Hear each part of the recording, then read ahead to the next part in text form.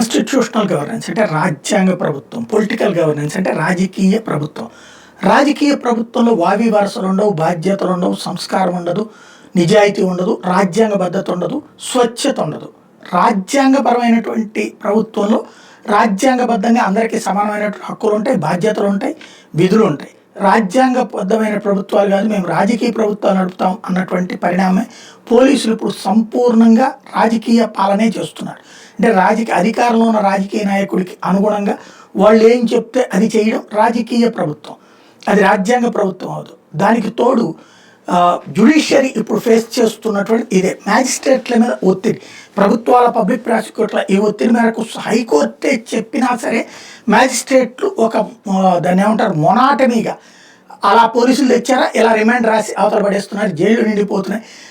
సుప్రీంకోర్టే ఇచ్చినటువంటి తీర్పులు కూడా ఆర్నేష్ కుమార్ కేసులో ఇచ్చిన తీర్పులు కూడా అమలు కావట్లేదు. 7 ఏళ్లలోపు జైలు శిక్ష పడే కేసుల్లో విచారించి వదిలేయండి అని చెప్పేటటువంటి దాన్ని తర్వాత కావాలంటే శిక్షించేటటువంటి సందర్భంలో చూసుకోవచ్చాను. బట్ అది జరగట్లేదు. దాన్నే ఇప్పుడు హైకోర్టు మరొకసారి ప్రశ్నించిన వేళ ఏమైనా మార్పు వస్తుందా, ఇదే చూడాల్సి ఉంది.